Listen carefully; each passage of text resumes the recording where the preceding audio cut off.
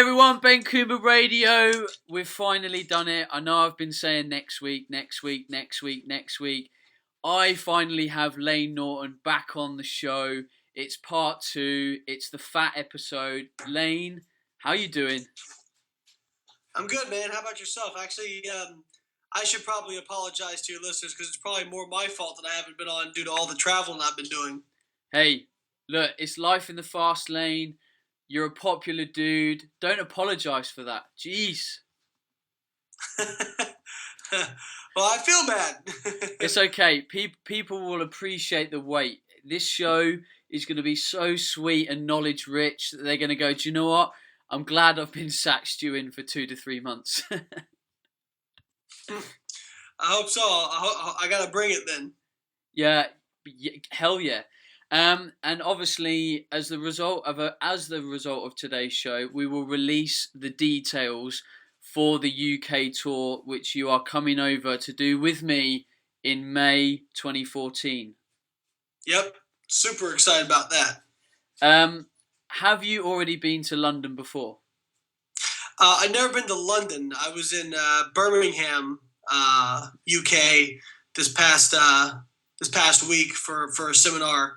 And that was really cool. A lot of people, I met a lot of people, and they were really awesome. I had a great time, so I'm looking forward to seeing even more of the UK friends out there and meeting more people at Body Power. Yeah, if you're going to come to the UK, you need to do it properly. You need to visit the good cities. London will be one of them. Dublin, which we'll go into, is an incredible city. Newcastle, again, an incredible city. And for anyone that has more than 2 brain cells, we just name-dropped all 3 cities that we're coming to in the UK. So if you live close to any of those cities, you have absolutely no excuse. If you live within a couple of 100 miles of those cities, you still have no excuse. Planes, they're cheap. Just get on them. Come see Layne later on in the year. But we'll talk more about that later. So last time we did a show, we talked a lot about nutrition. We sort of got an insight into your methodologies, how you like to do things, your opinion on the research. Today I want to look at the training side of it, because I think you're one of the guys in the industry that probably focuses quite equally on the nutrition and training aspect. Yeah, I mean, it's you'll hear people say, oh, it's 80% nutrition, it's 20% training, et cetera, et cetera. And I think it's kind of difficult and ambiguous to put a number on, specifically which one is which. But I think the fact of the matter is that if your nutrition's not proper, you're not going to optimize your training. And if your training's not proper, you're not going to get the impetus to grow. I mean, you have to create a reason for your body to grow muscle. If you just ate right, you might gain a little bit of muscle, but you really wouldn't. You have to create that reasoning for your body to say, why am I going to put together all this energetically expensive tissue? And so training is really extremely important. And I think it's something a lot of people, as much as they emphasize the nutrition and they're making sure they're getting a certain number of meals, et cetera, they know basically nothing about training and periodization and those sorts of things, which is very shocking to me. I'm actually shocked at how much progress some people can make not knowing anything about training. Basically what we're saying is 100% nutrition and it's 100% training, right? We've got to be putting equal amounts of effort. 100%. Yeah, I mean, you certainly got to have both, and they've got to be, if you're lacking on anything in particular, there's going to be a hole there, and it's going to show. Okay, right. Let's get down to the nuts and bolts. Now, if I was to look at your influence in the training world in terms of programming, the one thing that springs to my mind is the PHAT model of training. Now, I don't get to go to the gym an awful lot purely because I play a sport, so I'm in the gym 2, maybe 3 days a week, and that gym training supports my, on the field training. But I have done your PHAT model of training a couple of times in my off season, purely from a strength and a hypertrophy perspective, when I can get in the gym 5 days a week. For people that have never heard of your PHAT model of training, how did it come about? Why did it come about? And what is it? Excellent question. You know, uh, I was actually this actually the original program got put together. I was recovering from a neck injury, a bulging disc, and there was a friend of mine. His name's Eugene, and he was very intelligent. He was in medical school, and he knew a lot more about training than I did at the time. And I would always bounce ideas off him for my training programs. And up to that point, I had basically just been the typical: you do one body part per day, one time per week, and didn't really periodize anything. And he said, why are you messing around with this stuff? It's suboptimal. You're not optimizing your training response. Why don't you try working out everything twice a week? Just even 4 days a week, upper lower. And I was like, oh man, I'll overtrain doing that. I'll feel terrible, et cetera, et cetera. And he said, well, how do you know? You've never actually tried it. And so we put together a program, and it was kind of the skeleton of what we, the first 2 days were upper lower, and they were, very focused on heavy movements, squats, deadlifts, bench presses, that sort of thing. And then later in the week, the last 2 days would be more high volume, more hypertrophy based. And then I did that for probably a year and made such great progress doing that I was pretty convinced that what I was doing before was definitely not optimal. I got so much stronger doing it that way. And I kind of split the upper body hypertrophy day into 2 separate days because I just found it to be so long. It was like 2 hours long that I wanted something I could get in and get out a little bit faster with and go 5 days a week. But I will tell people that, even, although PHAT is probably my most popular program, it's not something I do all the time. PHAT is basically just a very easy to understand form of nonlinear periodization. Mm-hmm. So with periodization, traditional, if you talk about a non-periodized routine, when I talk about periodization, a non-periodized routine is basically like kind of the bro routines where it's, one body part per day, one time per week, and you're doing 3 sets of 10 or whatever. You're kind of doing the same rep schemes the entire time or similar rep schemes. And then with chest on Monday, right? Yeah, exactly. International Chest Day. Yeah. See, we always called it National Chest Day over here, but it ends up it's International Chest Day. Oh yeah. And so like and kind of the first level of periodization is called linear periodization. And I've done that as well, and I got better results off linear periodization than I did non-periodized routines. And linear periodization is, for example, you will do like 4-week blocks of training. So you might do 4 weeks where you do higher reps, say 15 to 20. And then the next 4 weeks, you'll do lower reps, say like, 4 to 8. And then the next 4 weeks, you'll do a moderate amount of reps, say like 8 to 15, something like that. And what happens is by varying your rep schemes and varying your volume and those sorts of things and these other variables, you get better progress than you would as if you just kept doing the same thing over and over.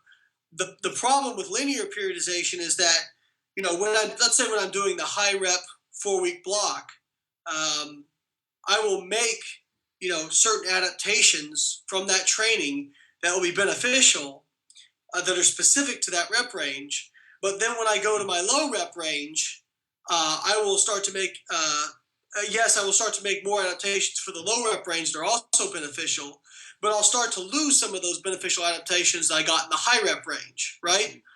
So what nonlinear periodization is you're doing both at the same time. Okay, so you're having a day where you're doing low reps, you're doing more of a kind of a power-based program, and then you have a day later in the week where you're doing higher reps, you're doing more of a hypertrophy-based program, that sort of thing. And by undulating those repetitions or undulating your volume up and down, it works better than if you just kind of did the same thing every day or if you did linear periodization. And then you've also got other forms of periodization called daily undulating periodization, which daily undulating periodization basically means that you change it each time you go in. So you might do like your first, like let's say if you get a little bit more advanced and you want to squat 3 times a week or something like that. Well, maybe the first day you're doing 3 to 5 reps. Second day you're doing 6 to 10 reps, and third day you're doing 10 to 15 reps, something like that. And you're normalizing your volume over that period of time. And then there's also what's called autoregulation periodization, which is a pretty cool concept. And autoregulation basically is the idea that you can never be your best every single time you go in. We like to think we can, but you can't. Mm-hmm. And this is the same thing for sport. Like, if you play a sport, you've had days where you just don't feel it. You might be 95% and you might still be good, but you're not the best you've ever been. And by the same token, some days we go in and we feel amazing, right? So what autoregulation periodization does is you go in and you work up to a conservative kind of maximum, right? So, and it can be different for different things. But let's say I'm doing regulate squats, since we already used that example. I would go in each time and I would work up to a very conservative max. So not like a all out, blitzkrieg, get pissed off, that sort of thing, but kind of just what can I walk up to the bar and do today? And maybe one day I can walk up and do, for me, my best squat ever is, 620, around there, 620 pounds. Well, maybe the amount of weight I can walk up to the bar and do today is only 550, right? Well, that means I'm not as good today as I've been on my best day. So I need to adjust my training volume and my training load for that. Because if I try to go in and force myself to do more than I'm capable of doing today, I'm probably going to overreach for that specific time frame. By the same token, if I go in and I nail a 600-pound squat easy, that means I feel pretty good that day. I should probably be going heavier. So the autoregulation basically bases kind of each day off how you're actually performing, if that makes sense. And you kind of construct your routine around that. So what I want to emphasize to people is that, like, periodization, you should never feel like, it's pretty clear that kind of undulating periodization and nonlinear periodization are a little bit better than linear periodization. But amongst kind of periodized routines, there's a few different ways to skin a cat. I think the biggest thing that we can take away from the data that's out there is that varying your rep schemes, varying your volume, and properly kind of implementing overreaching and tapering cycles are extremely important for optimizing your training response, and not just going in and say, okay, it's chest day, so I'm doing 3 sets of 10. Hey, no one's doing that. What do you mean? God damn it. Yeah. We all read Men's Health, and that's not what they tell us. Yeah. No, they'll give you a funky exercise to do, like, lift your legs in the air while you do bench press, because that helps with the training response somehow or another. I still haven't figured out exactly what. So when we look at so your program, don't get me wrong, a lot of the time, the way I've seen it written, Monday is kind of an upper body strength day, Tuesday lower body, Wednesday, and then you've kind of maybe got like chest and back hypertrophy Thursday, legs hypertrophy Friday, and then like shoulders and arms hypertrophy Saturday. Is that kind of how your PHAT program is written in its strictest sense? Yeah, but I mean, I tell people, like, that is certainly not set in stone, right? Sure. So let's say I've got somebody who, let's say they want to emphasize their chest, right? So maybe what we'll do is we'll do, or let's say back. Okay, let's say they want to emphasize their back. They have a good chest. Well, what we would do is, like, it's modular, and part of PHAT is the A part, PHAT, power hypertrophy adaptive training, and the adaptive is very important. And I'll tell people, look, it's not set in stone, right? You should adapt it to you. So let's say you have a weak chest. Well, in that case, on your upper body strength day, start with chest, right? Make that your first your first exercise, your first body part that you're working. Or if you have a weak back and you have a good chest, start with back. Make that the first body part you're working, something like that. Or let's say it's arms. I don't know if I would start with arms on the upper body day just because you're going to be so fatigued for your presses and your rows. But maybe what I would do later in the week is if we're working, shoulders and arms together, I would start out with arms as opposed to shoulders or something like that. You can mix them up how you want to put together. I think the PHAT program that's an example online has, like you said, chest and back, legs, shoulders, and arms. But, you could always do chest and arms together, back and shoulders, back and arms, chest and shoulders. I mean, you can do it however, you feel is best. And I've even had people say, my arms are super weak. What else can we do? And what I'll do is, okay, day one, we do the upper body, day two, the lower body, day three off, day four, we'll do back and arms, day five, legs, and then day six, we'll do chest, shoulders, and arms again. You know what I mean? So you can put a third day in, something like that. So there's always like room to adjust it, to change it. And you can't, I always tell people it can and should be adapted for the individual, By the same token, I've had people who said, I'm perfectly happy with my legs. I don't want them to grow anymore. I want to put more emphasis towards my back or my shoulders or something like that. Okay, well, we'll drop it down to one leg day a week, and you'll do three of the other days. You know what I mean? So you kind of construct it based on what your weaknesses are and what you want to get better. Sure. So thinking about what these training days are trying to stimulate, they're trying to stimulate growth in two different types of muscle fiber, right? So it's two different types of development.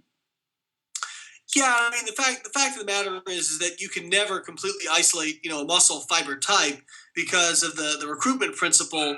So you have, I'll tell people, like, if you do, whether you do high reps or low reps, you're always stimulating fast and slow twitch fibers if you're training close to failure, because muscle fibers are stimulated in order from your slow twitch to your intermediate.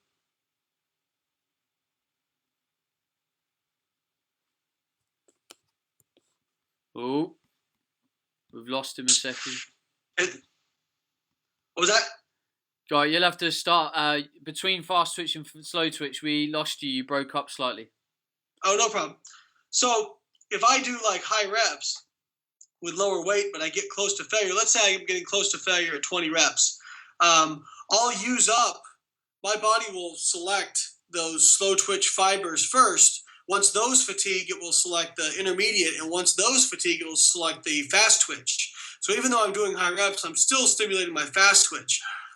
Probably more so what you get a benefit from in terms of the different types of hypertrophy is that with the using a lot of weight, you create a lot of tension, you create a lot of muscle damage, those sorts of things. And then with the higher reps, you get the benefit of more volume, you get more metabolic stress, the actual accumulation of metabolic byproducts like lactic acid, like hydrogen ions, those sorts of things. Those also play a role. The inflammation response to training, those also play a role in hypertrophy as well. And interestingly, actually the variable that's most tightly correlated with hypertrophy and strength is actually volume. So just your overall total volume that you use, which I guess makes sense if you think about it from a evolutionary perspective. The more you're going to train, the more muscle you're going to need. But that's to say, some people will say, well, are you saying that, that the damage doesn't make a difference, that all these other variables don't count? Absolutely not. Damage makes a difference. Metabolic stress makes a difference. The pump, quote unquote, probably makes a difference. Those sorts of things. What I am saying is that volume seems to be the dominant factor, right? So the other factors aren't unimportant. It's just that volume seems to be a very dominant factor as well. And that's why, it's extremely important to make sure you're getting, a sufficient amount of training volume. Now, that said, I will also tell people that you can set your volume. You should, people say, well, how much volume? right? Because if volume's great, then let's just do 1,000 sets per workout, you know? Hmm. But what you have to realize is that you actually want to use as little volume as you can to continue to make progress. Because let's say that I'm a beginner and I start out and I start squatting 4 times a week because I want to do high volume because it's better for growth. Well, what happens is I'll probably really suck at first because I'll be extremely crazy sore and hard time recovering from it. But once my body adapts to that and I get better, I'll start really making a lot of gains. But what's going to happen is a year, 2 years down the road, when I finally plateau, now I've hit a plateau where my volume is already extremely high. What am I going to add to that to get past that plateau, Hmm. right? Now, what am I going to do? Squat 5 days a week? That sort of thing. So, I always say if you're making really good gains training everything once a week, then you probably can continue doing that until you hit a plateau, and then it's probably time to increase your frequency, increase your volume. And when you plateau on that, again, increase your frequency, increase your volume. So when people see that like for me, I squat, 2, 3, sometimes 4 times a week, just depending on where I am in my training cycle. And people will look at that and say, "Oh my God, that's crazy. I can't imagine that." But they have to realize I've built up to that over a decade. Mm. So you have to keep in mind your what's beneficial for your short term training mesocycle, your microcycles, and then what you're doing for your long term mesocycles and your macro cycles. Sure. And again, over time, volume and overload are going to have to go up in order to continue to make progress. But I kind of am of the opinion that you don't want to do more than is necessary in order to get growth, because you can set your threshold too high. Now that's kind of just my hypothesis, but from what I've seen, I think some of the data supports that.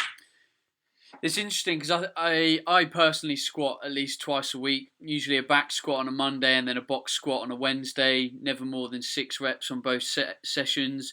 And if we look at how long we think the central nervous system takes to recover, it's certainly so important to build up your adaptive capacity, because once you are able to handle an increased training frequency, then you can keep on top of, and in my mind, grow strength at a quicker rate by increasing your exposure to heavy loads at an increased frequency. And Oh yeah.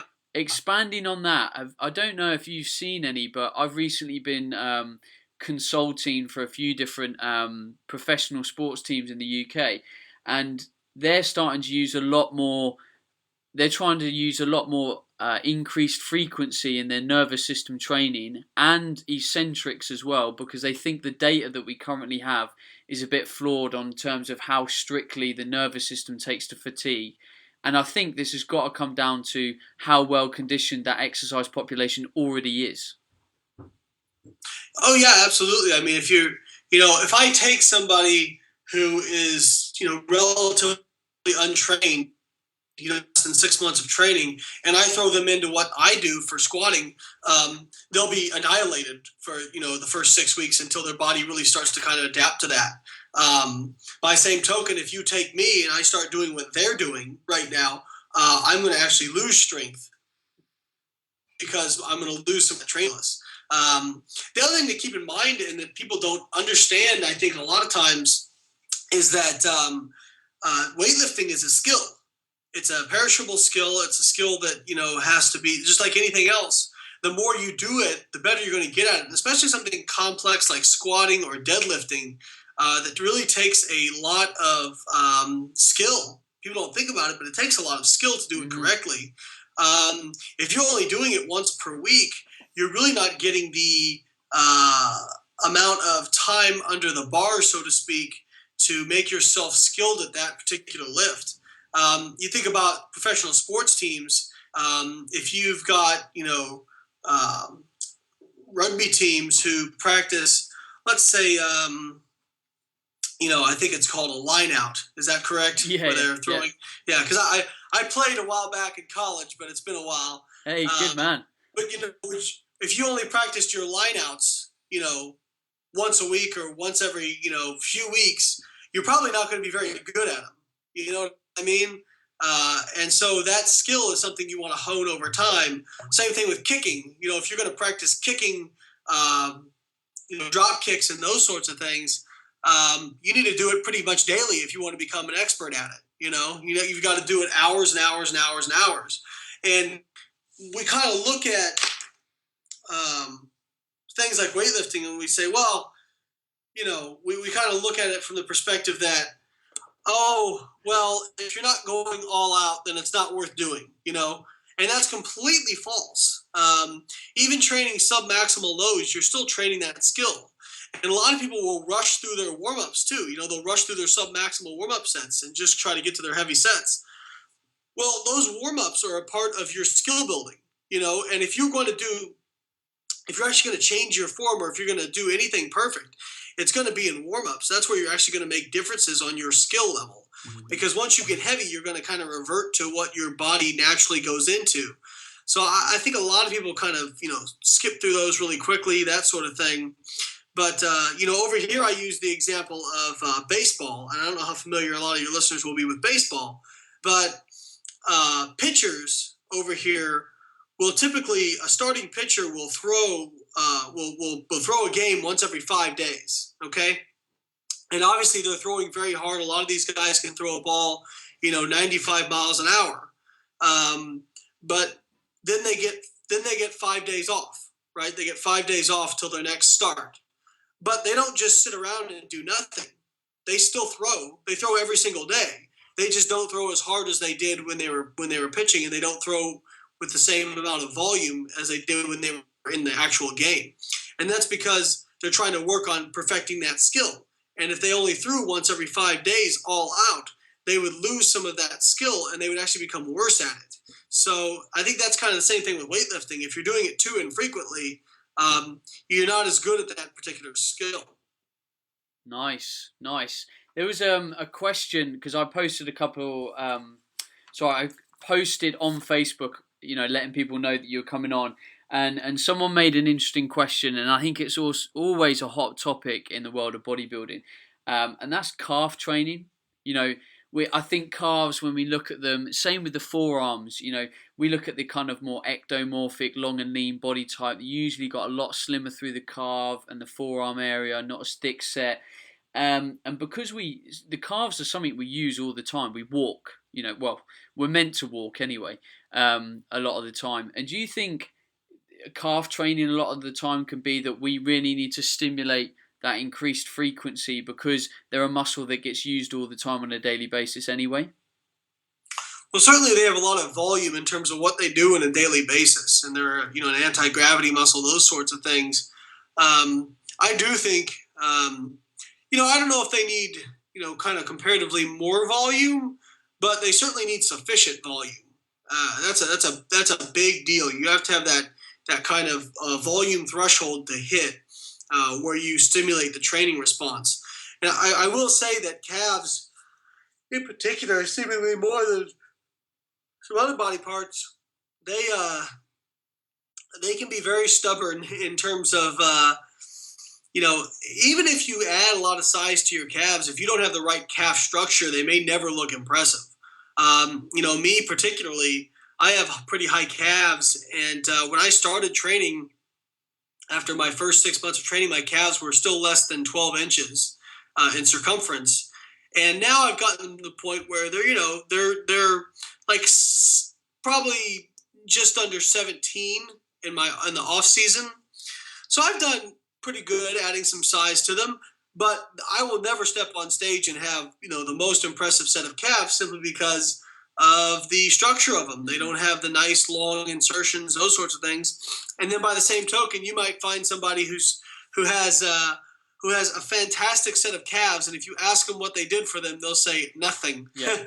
That they walked upstairs. And so, but that can be the same for a lot of body parts. But I think calves, it's kind of exacerbated because you use them so much that a lot of people, if they have kind of genetically advantaged calves, they will just get bigger just from their everyday activities. Mm-hmm. Whereas your chest, something like that, you're not using that enough to really even for people who are genetically gifted in their chest genetics, most won't get a very big chest unless they actually train it. Mm-hmm. Whereas calves, you're kind of on them all the time. So if you have favorable genetics for that, you may see growth. So what I would say is if, you have lagging calves, you may have to do more volume and you may have to do more frequency. And you may also have to understand that, you may do everything right and you may still never have a crazy, impressive pair of calves. However, you can certainly get them better. And I always try to emphasize improvement with people because, you may never, I tell people, like, I have to be, realistic with clients. It's like, look, if you have a certain structure, you may never get to your ideal physique, depending on what that is, right? Because, you can only do what you can do, but you can always get better. You can always get better. And I try to emphasize improvement over anything else. Agree 100%. I had another brilliant question. I'm trying to find it. So your PHAT model of training, do you ever, in terms of the body types that we know that exist, ecto, meso, endomorph, do you find that there are any generalized tweaks with your PHAT model based on those body types? No, not really, to be honest with you. Those body types tend to be more. I don't want to say I don't like the body types. I think that they're, they hold true probably 50-60% of the time in terms of, skinny, kind of fast metabolism, that sort of thing. But I don't think they changed the rules of training in that, you need the rules of what causes hypertrophy. I think pardon me, didn't get enough sleep last night. I think one of the misconceptions out there is that people who are fast metabolisms should do less volume. I've never seen really any data to support that contention. Maybe those individuals have a higher thermic effect of exercise, and so they burn more calories when they exercise, and so they might need more calories to replace what they've gone through. But I've never seen any suggestion. I've never seen any data to really support the idea that somehow they overtrain faster than other people, or that they somehow have a divergent hypertrophy response compared to, say, endomorphs, that sort of thing. Now, again, it may be a situation where they have a little more trouble putting on overall mass just because they have a greater thermic effect of exercise.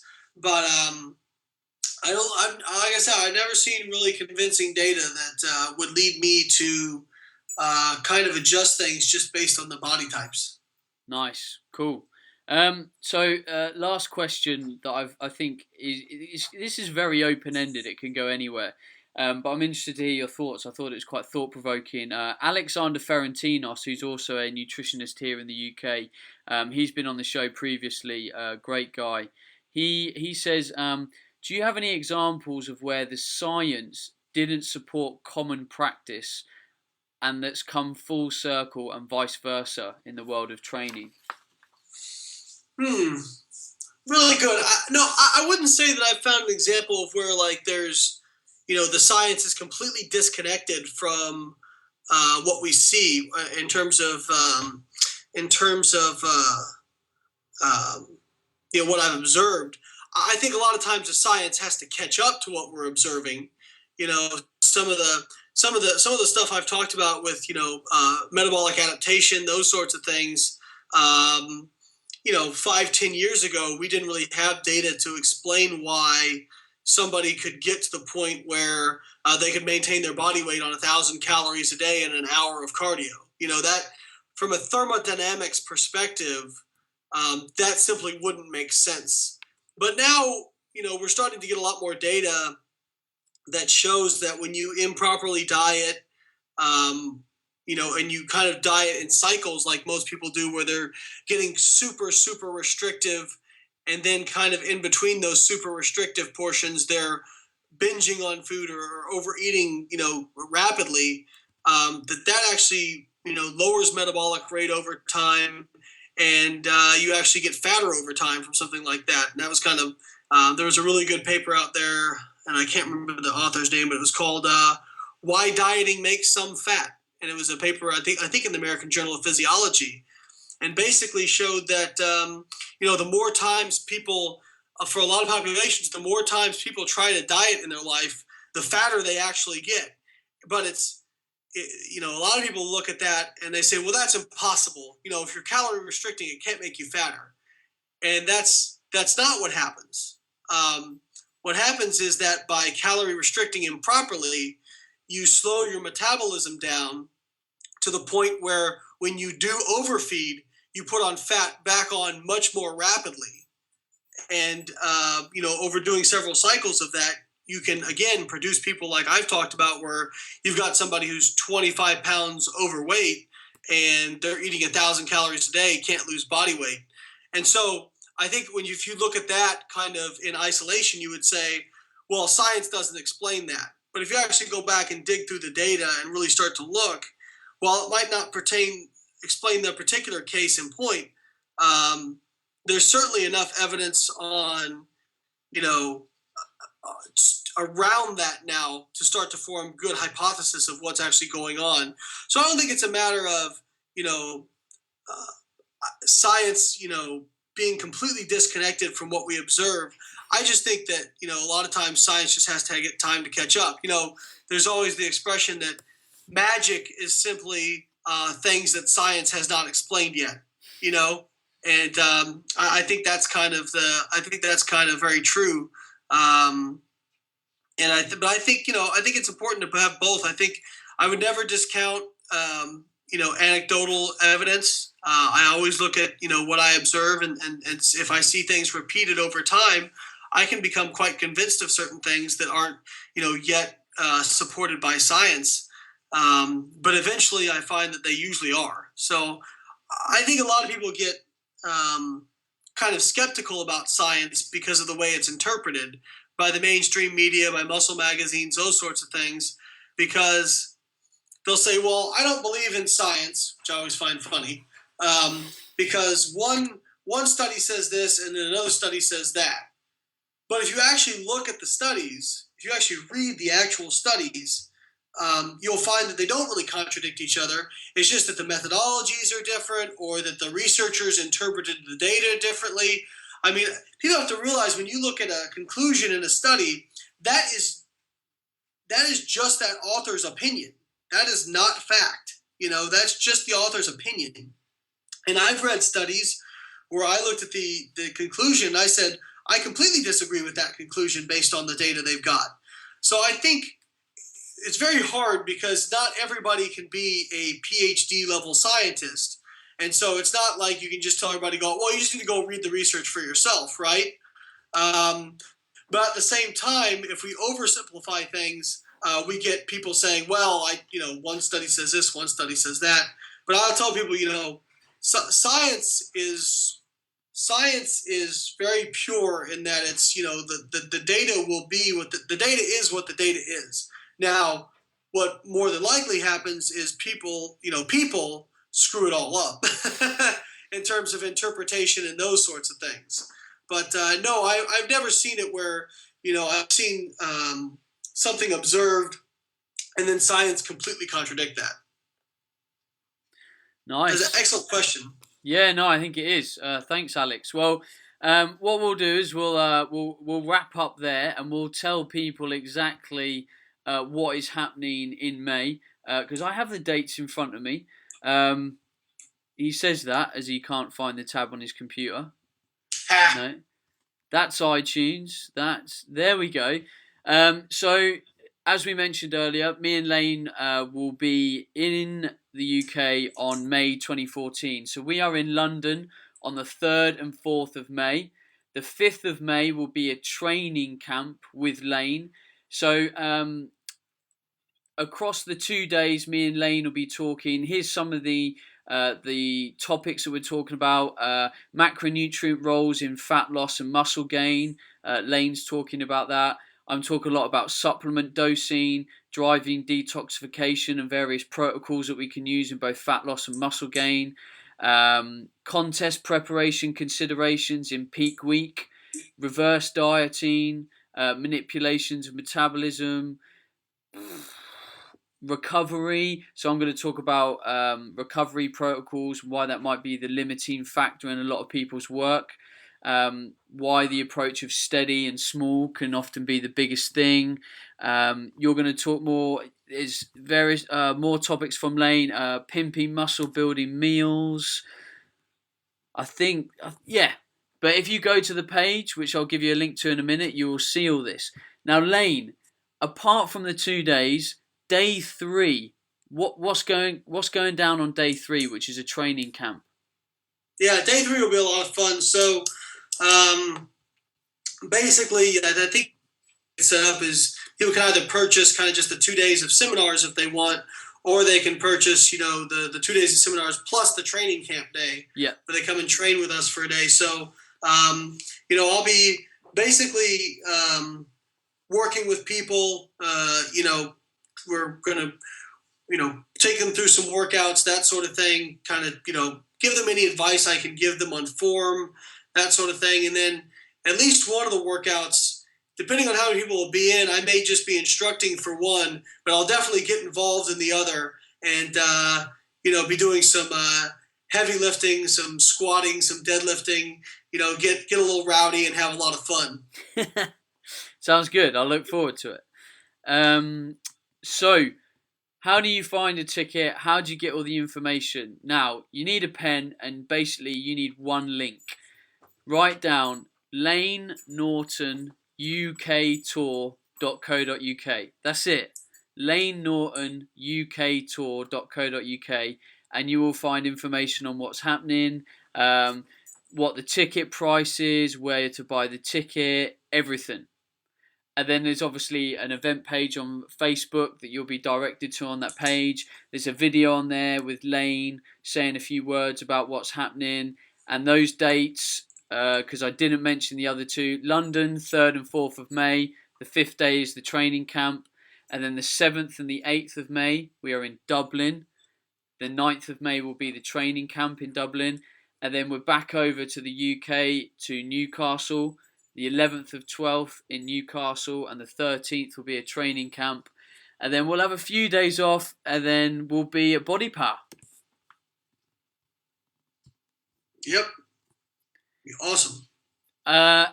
Cool. So that is Layne Norton uktour.co.uk. There is all the information. Layne, thank you very much for being on the show. Thank you, Ben. I had a great time, man. I'm really looking forward to meeting everybody in May. Looking forward to all the seminars and training camps. We're gonna have a great time. I think people will.